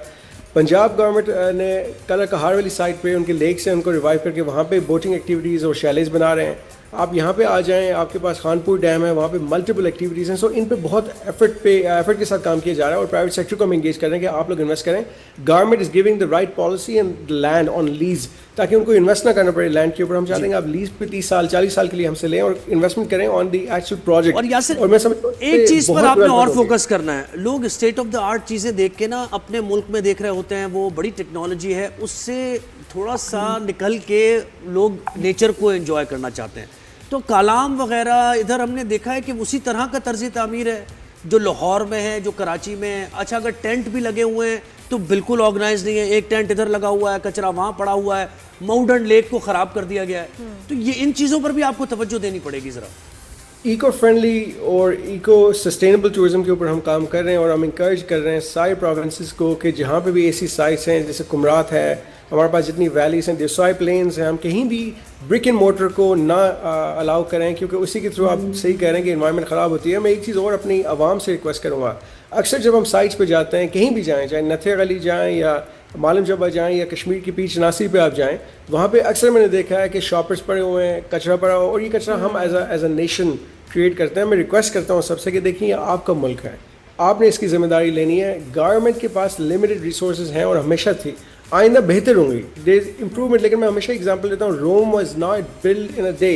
रोम में एक साल में या एक दिन में नहीं बना था, रोम को कहीं साल बने थे। हमारे साथ जो बाकी मुल्कों को कंपैरिजन है वो कहीं 100 साल उनकी हिस्ट्री है। Pakistan is only been independent for 74+ years. बस यासिर फिर एक काम करें, डस्टबिन्स लगवा दें जरा, ट्रैश कैंस जो है ना वो नहीं नजर आते।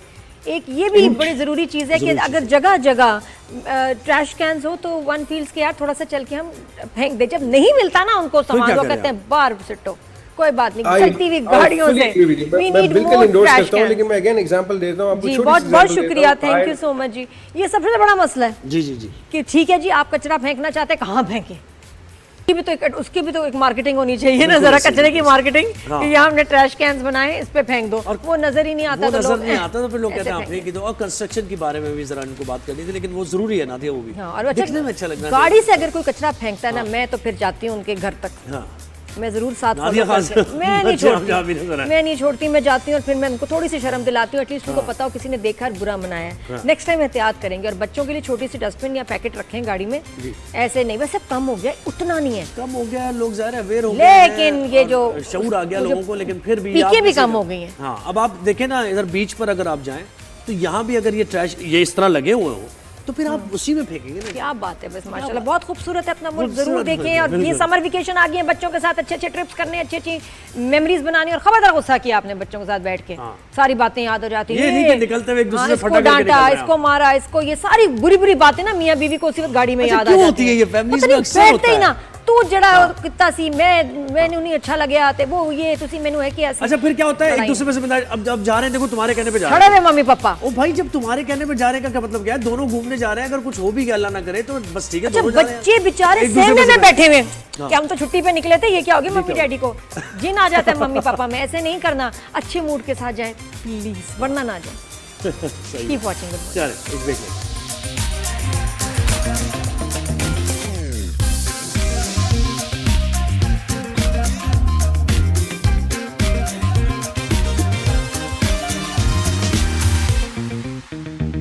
Welcome back after the break. जब भी कोई इंडस्ट्री ज़ुहैब प्रॉस्पर करती है, तरक्की करती है, तो बड़ा ज़रूरी है कि उसको सेफ गार्ड करने के लिए कोई ना कोई ऐसी बॉडी ऑर्गेनाइजेशन हो जिसमें उनके राइट्स को प्रोटेक्शन दी जाए, कोई उनके लिए लड़े, उनके लिए आवाज़ उठाए और वो यूनाइटेड हो। अब हमारी देखिए शोबिज़ की इंडस्ट्री माशाल्लाह पुरानी और इतनी बड़ी है और बढ़ती ही जा रही है, हमारे ड्रामे सारी दुनिया में देखे जाते हैं, लेकिन अगर देखा जाए तो आर्टिस्ट के वेलफेयर के लिए हमारे पास कोई बहुत मजबूत जो है कोई बैकबोन, कोई सपोर्ट कुछ ऐसा है नहीं। बिल्कुल आप यकीन करें, खुद ही हम अपनी मदद आप पे चल रहे हैं, जो एक दो ऑर्गेनाइजेशन सो कॉल्ड अपना आपको कहते भी हैं आर्टिस्ट वेलफेयर ऑर्गेनाइजेशन है, they are not doing much. जब मसला होता है, जब फंसते हैं, तो बस आपकी सोच है कि कैसे जो हम अपने काम जो है वो पूरे करते हैं, निकलवाते हैं। वैसे ही जो नया एक्टर है उसे पता ही नहीं है कि क्या मुझे पैसे मांगने, जैसे कल भी हमारी बात हुई थी एक्टर से, यंग एक्टर से, उन्हें पता ही नहीं होता, तो वो कॉन्ट्रैक्ट ऐसे कर लिए जाते हैं कि जिसमें वो फंस जाते हैं, किसी और प्रोडक्शन हाउस पे काम नहीं करेंगे, पैसे उनको इतने दिए जाएंगे, अगर वक्त डिले होता है तो डिले के पैसे कोई नहीं होते, तो ये सारे मामला हमारे कॉन्ट्रैक्ट्स आर वेरी अनफेयर। उसमें बहुत सारी चीज़ें चैनल और प्रोडक्शन हाउस के फेवर में ही जाती हैं और ये अरसे से हो रहा है। और अब मसला ये कि अब और बीच में चीज़ें आ गई हैं, ऐसे ऐसे क्लॉजेज होते हैं, आप यकीन करें ज़ोएब समझ ही नहीं आते। अब आम से हमारे कोई आर्टिस्ट हैं, ये वो किस लॉयर से मशवरा करें कि क्या लिखा है, as and when, included but not included, but limited but not limited to, गए भाई काम से। और वो एआई राइट्स का अब तो आ गया ना, कि वो भी लिए जा रहे हैं, ये भी हम इसके ऊपर काफ़ी आवाज़ उठा रहे हैं। तो अच्छा, we need very bold and कहते हैं निडर people to address these issues. Shamoon का तो आपको पता ही है, डरते किसी से नहीं है, सच बोलते हैं और आवाज़ उठाते हैं अगर कोई ज्यादती हो रही हो जी। तो ये अब इनका अब सिर्फ ये मसले पे बात नहीं कर रहे, इनके पास कुछ सोल्यूशन भी है। अगर आर्टिस्ट इसके पेफ्ट्रा के rights नाम से इन्होंने की कुछ बात की पाकिस्तानी जाए। Artist film television and radio association बनाई इसका है। पोस्टर और मैंने उसमें देखा ना, पहले तो Safeguard मुझे लगा ये करने कोई के गवर्नमेंट का सेटअप है, इतना जबरदस्त धांसू किस्म का कोई इसका पोस्टर और लोगो शोगो था। वो बात करेंगे शमून, वेरी इंप्रेसिव। ये क्या है? अस्सलाम वालेकुम शमून भाई, कैसे हैं आप? Good morning. वालेकुम सलाम, वालेकुम सलाम, सब लोगों को सलाम जो लोग देख रहे हैं और जो लोग वहाँ मौजूद हैं। Thank you very much for having me in the show. जी शमून, ये बताएं, ये एक तो नाम भी थोड़ा सा मुश्किल है, ये आपने कोई ऑर्गेनाइजेशन बनाई है, किस लिए बनाई है, ये क्या करेगा, जरा थोड़ा सा अपना खुद एक्सप्लेन करें।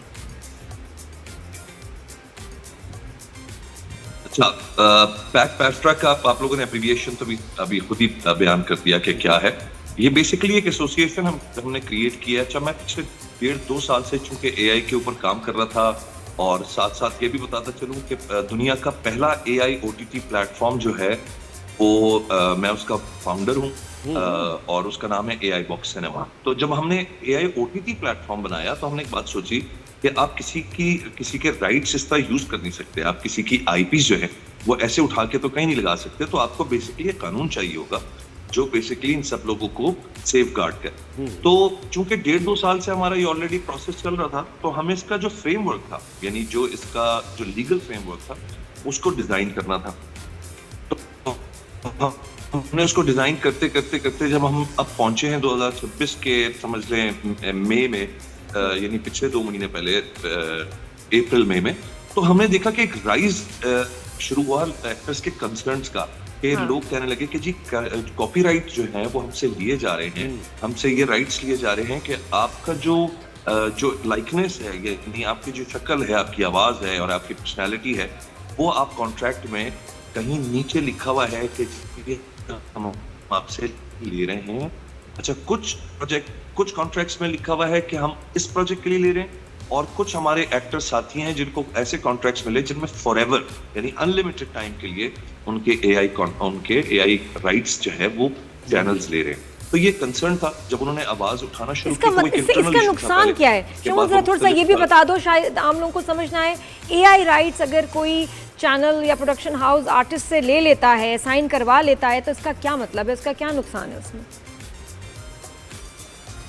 देखिए, उसका जो अगर हम उस एंगल से देखें जहाँ नुकसान वाली बात है, तो वो ये है नादिया कि देखिए आज कोई एक एक्टर मौजूद है, यानी आज जिंदा है और वो अपना काम कर रहा है, कल को 5 साल बाद 10 साल बाद वो नहीं होता या उसकी एज निकल जाती है और कल को वो चैनल जो है वो आपको आपके कंसेंट के बगैर दोबारा से इंडस्ट्री में एक, क्योंकि अब जो लाइकनेस है मैं आपको बता दूं, अब एआई की लाइकनेस इतनी खतरनाक हो गई है कि अब पता ही नहीं चलता। अमेरिका में टॉम क्रूज और ब्रैड पिट के ऊपर एक शख्स ने, एक नॉर्मल आदमी ने एक क्लिप बनाया एक बहुत अच्छे एप्लीकेशन के साथ, और वो इतना वायरल हुआ कि वो बेसिकली हॉलीवुड तक गया। और जी वो मूवी थी पूरी, वो जो छोटी क्लिप थी, मैं समझी फिल्म है वो क्लिप उसने। हाँ जी, वो बेसिकली वो फिल्म नहीं थी, वो ब्रैड पिट के और टॉम क्रूज का एक आम आदमी ने बैठ के वो क्लिप बना दिया था। अच्छा, जब वो क्लिप लोगों ने देखी और बड़े बड़े एक्टर्स ने देखी तो वो कंसर्न हो गया कि कल को ये $multi-million का बिजनेस है, और अगर कोई भी उठ के अपने कंप्यूटर से बैठ के इतने बड़े बड़े स्टार्स को रीडेवलप करके लॉन्च कर सकता है, तो फिर इसका मतलब है कि फेस की जो कॉपीराइट है वो आपके पास नहीं है। तो उन्होंने अमेरिका में बनाया SAG-AFTRA। SAG-AFTRA ने क्या किया कि पूरे हॉलीवुड के जितने भी एक्टर्स हैं उनको रजिस्टर किया और एक ग्लोबल पॉलिसी AI, GPAI कहलाता है, उनके साथ उन्होंने अपने आप को एफिलिएट किया ताकि ग्लोबली ये पॉलिसी एक्टिव हो जाए जो कि इन सब एक्टर्स को सिक्योर करे। अच्छा, अब पॉइंट नंबर 2 ये है कि देखिए अभी एक किस्सा हुआ जहां से मैं बेसिकली ट्रिगर हुआ कि हमारी एक एक्ट्रेस थी, उनको शूट करनी थी और उनको कहा गया कि जी आपकी शूटिंग है। फॉर सम रीजन वो खातून जो थी वो नहीं जा सकती थी शूट पे, तो उन्होंने असिस्टेंट से कहा कि मैं नहीं आ पाऊंगी, तुम इस डेट के बजाय उस डेट पे रख लो। कोई ऐसी बात हुई तो उस असिस्टेंट ने ब्लंटली कहा कि कोई बात नहीं, आप ना आए, हम आपका एआई से जो है वो मोन्ताज हम ले लेंगे। अब बात एक मोन्ताज से शुरू होती है। कल को अगर आपसे 20 दिन का काम लिया जाता है जिसके आप पैसे लेते हैं 20 दिन के, और अगर आपके राइट्स किसी चैनल के पास हैं तो वो कल को आपका काम 15 दिन पे काट के बाकी का जो 5 दिन है वो अगर एआई पे निकाल देता है। मोन्ताजेस हो गए, कोई साइलेंट शॉट हो गया जहां आपको बोलना नहीं है, बहुत कॉम्प्लेक्स शॉट्स नहीं है, तो अब तो एआई आपकी कॉपी बना के आपसे कुछ भी करवा सकता है। तो प्रॉब्लम ये है कि एक्टर्स ने बोला कि हम तो एक खास अमाउंट लेते हैं, खास टाइम का, यानी जो डेज हम देते हैं, अगर वो हमारे डेज कम होना शुरू हो जाते हैं और हमें रिप्लेस करने लगता है एआई, तो धीरे धीरे धीरे हमारा एक तो ये होगा। दूसरा सबसे बड़ा प्रॉब्लम, आपकी इन्फ्लुएंसिंग मार्केट जो है, जो इंस्टाग्राम की, फेसबुक की, वो बहुत बड़ी है। अब जितने भी बड़े बड़े इन्फ्लुएंसर खवातीन हैं, लड़के लड़कियां हैं, इनकी तो कमाई यही है। कल को अगर आप कॉपी कर लेते हैं उनको, किसी भी बड़े इन्फ्लुएंसर को, ठीक है, और आप उससे कुछ भी पिकवाना शुरू कर देते हैं without any consent, without any royalties, तो ये भी गैर कानूनी बनता तो है। शमून भाई, और आप एक्टर्स समझ को लें, करना आपने क्या उनकी- चाहिए? कॉन्ट्रैक्ट साइन करते हुए अडेप्ट तो करना है, एआई की तरफ जाना है दुनिया को, तो एक्टर्स क्या करें? कॉन्ट्रैक्ट में कौन से क्लॉज ऐसे देखें या लिखवाएं? रॉयल्टीज के बारे में बात करें क्या? देखिए, अब जो फिलहाल जो सिलसिला अभी हमने शुरू किया हुआ है पैक पैक्ट्रा के अंदर में, वो ये है कि हमने सबसे पहले तो सेनेट की तरफ इस कानून को भेज दिया है। ये लीगल फ्रेमवर्क बन चुका है और गवर्नमेंट ऑफ पंजाब और गवर्नमेंट ऑफ पाकिस्तान इस वक्त बेसिकली इसे एक फेडरल जो है वो कानून बनाने की तरफ जा रही है, ठीक है। हाँ। और इसको प्रॉपरली एक जब इसकी इम्प्लीमेंट हो जाएगी तो ये पूरे पाकिस्तान के एक्टर्स, वॉइस ओवर एक्टर्स और मॉडल्स, इन सब के लिए एक कानून लागू हो जाएगा। तो ऑटोमेटिकली जो कॉन्ट्रैक्ट्स हैं उनमें से ये चीज खत्म हो जाएगी। बिल्कुल, तो कोई अगर ये आप लिख सिलसिला के तो साइन शुरू भी करा देंगे तो उसकी कोई वैल्यू नहीं होगी उस कॉन्ट्रैक्ट की? देखिए, वो तो किस चीज़ की? बायलैटरल होगा ना? सॉरी, नहीं, वो कॉन्ट्रैक्ट जो दोबारा होगा बोलिए। शमून भाई, वो तो बायलैटरल कॉन्ट्रैक्ट होगा ना, तो उसमें तो अग्रीमेंट डिपेंड करता है कि भाई इन्होंने अग्री किया इन चीजों पे।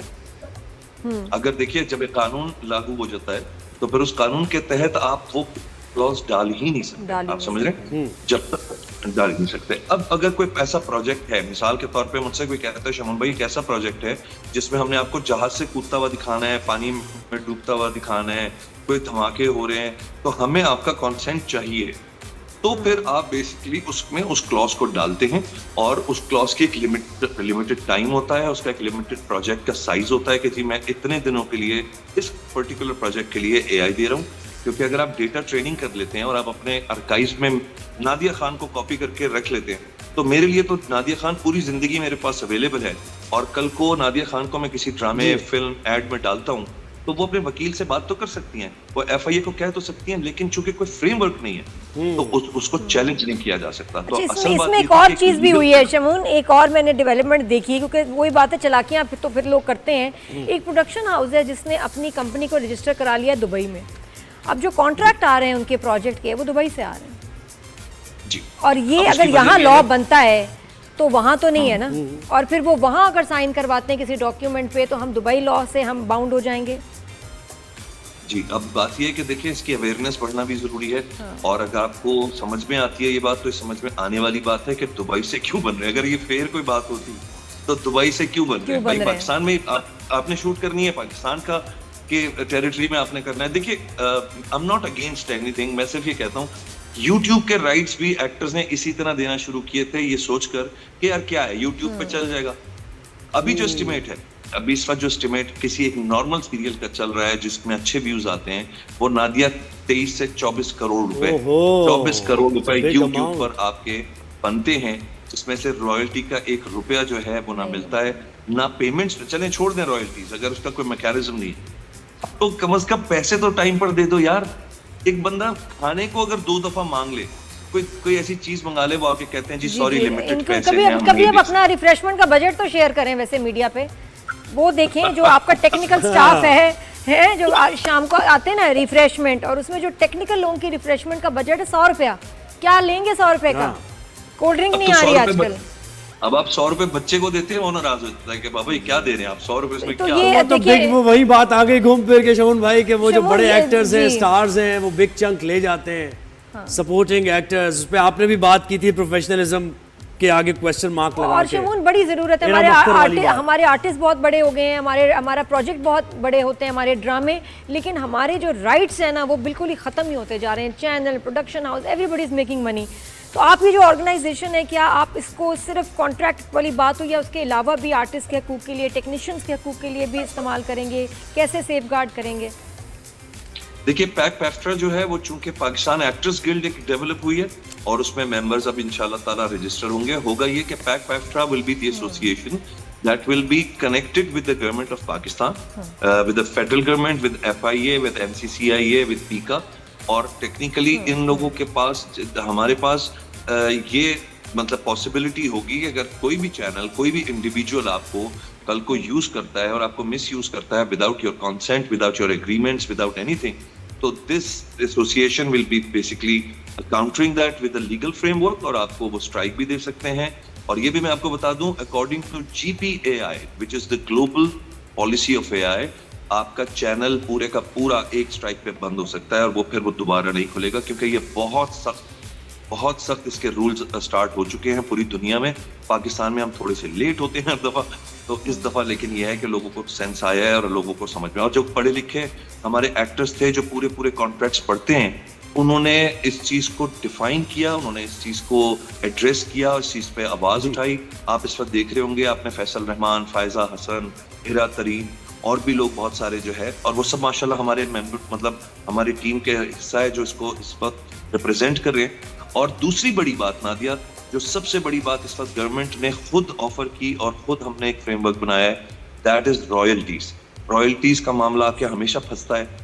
नॉर्मल ड्रामा का जो इनकम होता है उसमें से कभी भी 1 रुपया जो है वो किसी एक्टर को नहीं जाता, तो वो छोटा, और सिर्फ ये राइट बड़े किसी सीनियर एक्टर या लीड एक्टर्स का नहीं है। एक आदमी अगर दरवाजा खोलने का भी सीन करवा रहा है और उसके भी 5 सीन्स थे पूरे ड्रामे में दरवाजा खोलने के, भाई अगर उसके 10,000 रुपए भी बने हैं पूरे ड्रामे में, तो खुदा के लिए उसका भी एक फ्रेमवर्क बनाए। ये इंडस्ट्री फिल्म सिटी बनने जा रही है आगे पाकिस्तान। फिल्म सिटी की बात ही हम करने जा रहे थे, बिल्कुल ऐसे ही है। मुझे बताएं, फिल्म सिटी से आपको क्या तवक्कुआत हैं, और ये जो अभी रिसेंट फिल्म्स आई हैं इनके बारे में भी आपका फीडबैक चाहिए ना। साइको आई है मीरा की, वो आपने देखी नहीं देखी, कैसी मूवी थी? लवदी सॉन्ग आई है, ज़ॉम्बीड आई है, उसके बारे में बताएं ना शमून भाई। जोहेब भाई, हम फिल्म सिटी पे बात कर लें? नहीं, वो तो हम करते ही रहेंगे ना शमून भाई, वो तो होती ही रहेगी sir. Good question, next question. अभी ये जो नई मूवीज आई है इन पे बात करें ना। आपका तजुर्बा जो है और आपकी राय बहुत डायरेक्टर है, बहुत जाने माने डायरेक्टर है, कैसी लगी करें आप? भाई अल्लाह ताला सबको खुश रखे, जैसा निजाम चल रहा है चलने दें, जैसी फिल्में बन रही हैं, जैसे ये बात ना करें। मुझे ज़ॉम्बीड देखी आपने? ज़ॉम्बीड देखी शमून भाई, बताएं मुझे। हाँ जी, ज़ॉम्बीड देखी? मैंने कोई भी फिल्म नहीं देखी। अच्छा, मेरी कोताही है, मुझे कह लें तो मैं मुझे मेरा बनता नहीं किसी के बारे में कोई कमेंट करना। मैं इंटरनेट पे सब देख रहा होता हूँ और इंटरनेट पे मैं कामयाबियां नाकामियां वो सबकी चलती हैं, मेरी फिल्म्स आती हैं, नाकाम होती हैं, और उसमें मुझे कोई शर्म नहीं है। क्यों? क्योंकि अगर चीज बुरी है तो मेरे जितने भी ये दोस्त हैं ना जर्नलिस्ट, मैं उनसे कसम से खा के कह रहा हूँ, मैं उनसे कहता हूँ यार क्लास लिया करें, मेरी भी क्लास लें, तो ताकि हमें ना बर्दाश्त का हमारा मादा बढ़े, हम क्रिटिसिज्म को लेना शुरू करें और हमें पॉइंट आउट करें कि क्या बातें हैं, क्या ऐसी खराबियां थी हमारे प्रोजेक्ट में। फिर अच्छा, मैं नादिया तो ऑलरेडी एक शो किया करते थे साथ, नादिया तो अभी भी करती हैं, तो हमारा तो ऑलरेडी एक बड़ा ओपन माइंड होता है इस चीज को लेके कि हम क्रिटिसिज्म को एनालिसिस की शक्ल में देखते हैं, हम उसकी बेटरमेंट की शक्ल में देखते हैं। तो अच्छा शमून भाई, एक और बात मुझे बताएं, अब वक्त भी हमारे पास कम रह गया। आपने उस बारे में, इरम अख्तर जो हमारे शो पर आई थी, उन्होंने बात की थी कि सपोर्टिंग एक्टर्स के साथ ज्यादती होती है और उनको एक 10 दिन का अगर काम है तो महीनों पर चला जाता है और लीड कोई सारी प्रेफरेंस दी जाती है। इस पर आपने भी बात की सोशल मीडिया पर, और काफ़ी ज़्यादा लोगों ने तनकीद की कि पता नहीं ये स्टार कास्ट के बारे में क्यों तनकीद कर रहे हैं, लोग सपोर्ट में भी आ गए उनकी। आप बात करना चाहेंगे स्पेस प्लेटफॉर्म पे? मैं सिर्फ ये कहूंगा ज़ोहेब कि देखो, तनकीद नहीं होती, लोग सब हर चीज को ना एक झगड़ा बना लेते हैं। आपको एक केस होता है, एक मामला होता है, आपको डिस्कस करना होता है। इरम अख्तर बहुत पुरानी और बहुत सीनियर और बहुत मंजीवी और बहुत प्रोफेशनल एक्ट्रेस है, और जो बात इरम ने कही वो बहुत सारे और भी एक्टर्स कहेंगे। लोग बोलते नहीं है, सारे लोग कहते हैं, रोते हैं, लोग घबराते तड़पते हैं, डरते हैं। तो ठीक है, जो लोग डरते हैं उनके लिए भी सोचना चाहिए कि यार उनकी भी वजह है, कल को उनको काम नहीं मिलता, लोग चिढ़ने लगते हैं, सेक्स पे बदमज़गी होती है। अच्छा, मेरा जरा ये है कि भाई मैं रहा ही ऐसा ही हमेशा से, मेरी स्टैंस होती है उससे मैंने नुकसान भी बहुत उठाया और उससे मैंने फायदे भी बहुत। तो मैंने ये किया कि ना कि मैं एक करप्ट सिस्टम के साथ अटैच होकर अपने काम देखूं, मैं उस टीम के साथ हो गया जो बेसिकली इफेक्टिव है, जो विक्टिम्स होते हैं। मैं सोचता हूँ कि उनके साथ अगर आप खड़े हो जाएं तो कोई तो आवाज बने। मैंने डैमेज लेना है, मुझे आगे कर दें, सारी छुरियां सारे तीर मुझ पे मार दो, लेकिन पीछे जो मेरी टीम्स खड़ी हैं उनके लिए कुछ होना चाहिए, क्योंकि जिंदगी इतनी सी है, उसको अच्छे से गुजारें, उसको हक के साथ गुजारें, सबको हक दिलाएं और किसी के साथ बुरा ना करें। ये पैसा वैसा जो है ना, ये इंसान के पास, बड़े बड़े लोग आपके अपने मुल्क के देख लीजिए, कितने अरबों रुपए हम लोगों ने जमा किए, कितने हमने धांधलियां की होती हैं, और एक दिन आता है आप भागे हुए होते हैं, आपके पीछे कानून लगा होता है, आपको दूसरे मुल्कों से पकड़ा जा रहा है, आपको इधर से पकड़ा जा रहा है। तो भाई पैसा is not everything, you need to have a stand. अच्छा शमून, ये बताएं, ये जो हम आर्टिस्ट की राइट्स के ऊपर बात कर रहे थे, तो एक ऑर्गेनाइजेशन एक्ट तो है और बड़े सालों से है, एक्टर्स कलेक्टिव ऑफ पाकिस्तान, ये क्या कर रहे हैं और इनके होते हुए हमें क्यों ज़रूरत महसूस हो रही है कि हम कोई और भी जो है ऑर्गेनाइजेशन बनाएं, और फिर भी कॉन्ट्रैक्ट्स में जो ये मसले मसाइल हो रहे हैं, ये क्या कर रहे हैं आर्टिस्ट की बेहतरी के लिए एक्ट? देखिए, एक्ट जो है वो एक ज़ाहिर कोलैबोरेटिव एक पूरी ऑर्गेनाइजेशन है जिसमें बहुत सारे एक्टर्स मौजूद हैं, और इसका जो बुनियादी जो आइडिया था नादिया, वो ये था, और आप भी जानती हैं, ज़ाहिर आप भी हिस्सा रही हैं इन सब चीज़ों का, कि बेसिकली जितने प्रॉब्लम्स एक्टर्स को आते हैं, जितने इश्यूज चेक्स को लेके, पैसे को लेके, शूटिंग से मुताल्लिक जितने भी मामला थे, वो एक ऑर्गेनाइजेशन बनाई गई थी कि act will actually handle those things. But unfortunately और फॉर्चुनेटली, मैं नहीं कहूँगा, सारे मेरे दोस्त हैं, सब मेरे कोलीग्स हैं, act did not act the way it should have acted. ठीक है, नाउ प्रॉब्लम ये है कि वो लोग भी सब कुछ फेस कर रहे हैं, और जब मैंने देखा कि एक्ट के दरमियान इतना अभी शायद नॉलेज कह लें, या वो फ्रेमवर्क जो लीगल फ्रेमवर्क है वो नहीं वो लोग क्रिएट कर पा रहे, तो फिर मैंने सोचा कि यार मेरा जो लीगल फ्रेमवर्क है वो सबके लिए काम आ रहा है, वो मेरे लिए नहीं होगा। जब हम दरख्त को पानी देंगे तो हर ब्रांच में पानी जाएगा, एक किसी पत्ते को नहीं जाएगा। तो मैंने फिर, अच्छा होता क्या है नादिया, सीधी सी बात है, मैं लाइव कहूंगा, अब इसमें जो भी बुरा माने, आई डोंट केयर, यहाँ पॉलिटिक्स एकदम शुरू हो जाती है, इसका क्रेडिट उसका। मुझे बताएं, इस पर क्रेडिट लेने वाली क्या बात है इस काम में? आपको फायदा होगा, मुझे फायदा होगा, कल को ज़ुहैब को कोई यूज नहीं कर सकता, कल को नादिया खान को कोई मिसयूज नहीं कर सकता, कल को कोई अतीका उडो को यूज नहीं कर सकता। तो मैं तो ये कर रहा हूँ। प्रॉब्लम क्या है, मेरे होते हुए ना लोगों को थोड़ी सी इनसिक्योरिटी शुरू हो जाती है, आई डोंट नो व्हाई। मैं इस वक्त गवर्नमेंट के साथ डायरेक्टली इन्वॉल्व हूँ, वो लोग हमारे फ्रेमवर्क्स को बाकायदा सुन रहे हैं, बाकायदा वो लोग उस पर इम्प्लीमेंट कर रहे हैं हमारी डेली बेसिस पे। शमून भाई, आप सिस्टम रिफॉर्म्स की बात कर रहे हैं, तो आपको प्रोडक्शन हाउस काम कहाँ देंगे? आपको जो साइडलाइन कर देंगे? नहीं, जब काम के बारे में भी सोचे आप, सब आ जाएंगे ना तो उस प्लेटफॉर्म पे, कि बड़े प्रोडक्शन हाउसेस कहेंगे नहीं शमून को ना लो यार, ये तो एक्सपोज कर रहा है चीज़ों। शमून को फर्क भी नहीं पड़ेगा, लेकिन सब अगर एक प्लेटफॉर्म पे खड़े हो जाएं तो बड़ी स्ट्रेंथ है, फिर मानना पड़ेगा आर्टिस्ट का सेफगार्ड करना पड़ेगा। कभी ये सोचा आपने कि यार मुझे कहीं ऐसा ना हो कि मैं सिंगल आउट हो जाऊं? शमून नहीं डरता, इटालियन स्टालियन है, ये नहीं डरता। Thank you Nadia, thank you Nadia, आपने मेरा जवाब दे दिया। बस अल्लाह ताला रिस्क देने वाला है, अल्लाह ताला इज्जत देने वाला है। आई एम 53 ईयर ओल्ड, और मैं साल में 25 साल की उम्र से ऐसा ही हूँ। तो 25 साल मैंने इसी तरह की चीज़ों के साथ गुजारा। लोग मुझे पागल कहते हैं, लोग मुझे डिफिकल्ट कहते हैं, लोग मुझे कहते हैं कंट्रोवर्शियल है, सिर्फ क्योंकि मैं सही बात को अगर कह रहा होता हूँ। मैं कोई सही आदमी नहीं हूँ, जरूरी नहीं है कि मैं कोई अच्छा इंसान हूँ। मैं अपनी बात जो कर रहा होता हूँ वो एक पब्लिक लेवल की होती है, वो ऑडियंस लेवल की होती है, वो एक मास लेवल की होती है। प्रॉब्लम क्या है, एलिट्स को जहाँ जहाँ धांधलियाँ करनी है, चोरियाँ करनी है, चीटिंग्स करनी है, वहाँ मेरे जैसा आदमी बुरा लगेगा। और ये कोई इसका मैं कुछ नहीं कर सकता। अल्लाह ताला ने अगर रिस्क रोटी मेरी किसी तरह बांधी भी है तो वो बंधी भी है, मैं मरा तो नहीं ना। मेरे घर में कोई खुदा ना खास्ता इन लोगों की इस खुदाई से जो है वो कोई कमी पड़ गई, अल्लाह ताला ने रिस्क रोटी बांधी भी है, तो फिर डरना किसी से नहीं है। किसी को अल्लाह के अलावा खुदा नहीं मानना है मैंने। और शमून, ये जो हम करेंगे अभी, इसका फायदा आगे बच्चों को होना है। हमारे लिए अगर किसी ने किया होता तो आज ये मसले तो ना हो रहे होते। हमारे लिए किसी ने नहीं किया, नहीं सोचा, लेकिन हम सोचेंगे अपने आने वाली जनरेशन के लिए, हम सोचेंगे, हम करेंगे। शमून भाई, अब स्टूडियो में कब आना है आपने, ये बताया?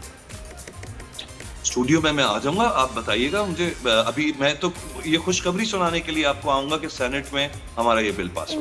इसका ये कितना प्रोसेस होगा, लंबा किसका पता चलेगा?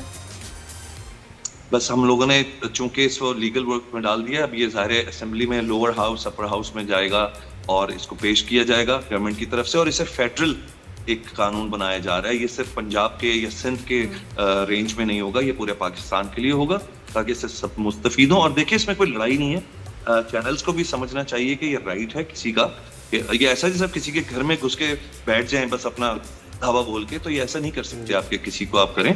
इसमें चैनल्स को भी बुरा नहीं मानना चाहिए कि हम वो अपना इंटरेस्ट देख रहे हैं, हम अपना इंटरेस्ट देखें, वो भी फ्यूचर का ही सोच रहे हैं, लेकिन उसमें हमारा कोई फायदा ज्यादा नहीं है, हमें अपना फायदा देखना, सीधी बात है। Thank you so much Shamoon भाई। मेसी और रोनाल्डो, मेसी और रोनाल्डो, यार ये बात गलत हो गई ना यार, आपने बहुत गलत बात की इस वक्त। थैंक यू, बहुत शुक्रिया, आपने वक्त दिया। Thank you. अब ये हमारा शो, फीडबैक देते रहेगा और आपसे मुलाकात होगी मंडे। नहीं, कल फ्राइडे नहीं, कल फ्राइडे, कल फ्राइडे। ज़ुहैब तुम पहले से छुट्टी कर रहे हो, क्या हो गया लड़के को? अच्छा चलो, मतलब ज़ुहैब को ये कि जल्दी से वीकेंड, मतलब उनको लग रहा है कि आ ना जाए, आ गया वीकेंड, कोई नहीं आया वीकेंड, अभी कल आना है काम पे। मैं खुशी खुशी आती हूँ, ये जो है ना सुबह उठ के कह रहे होते हैं ज़ुहैब वो बच्चा है जो सुबह स्कूल जाते हुए ना रोता है। मैं खुशी खुशी पोनी बना के, बाल बना के, कपड़े अपने पहन के आ जाती हूँ, लंच बॉक्स भी होता है मेरे पास, तो मैं तो बड़ी खुशी से स्कूल जाती हूँ, काम पे आती हूँ। ये जो है ना, हम तो वो लोग हैं कि जो रास्ते में भी ये दुआ कर रहे होते हैं कि अल्लाह करे स्कूल बंद हो जाए, बारिश तेज हो जाए, प्रिंसिपल को कुछ हो जाए। नहीं, मैं कहती हूँ छुट्टी नहीं होनी चाहिए, नॉट एट ऑल। तो मैं फ्राइडे, सैटरडे, संडे मिस करती हूँ ईमान से। ये देखें, फर्क साफ जाहिर है, आप ही फैसला कीजिए। फीडबैक देते रहेगा। नादिया और ज़ुहैब को दीजिए इजाजत, अल्लाह हाफिज।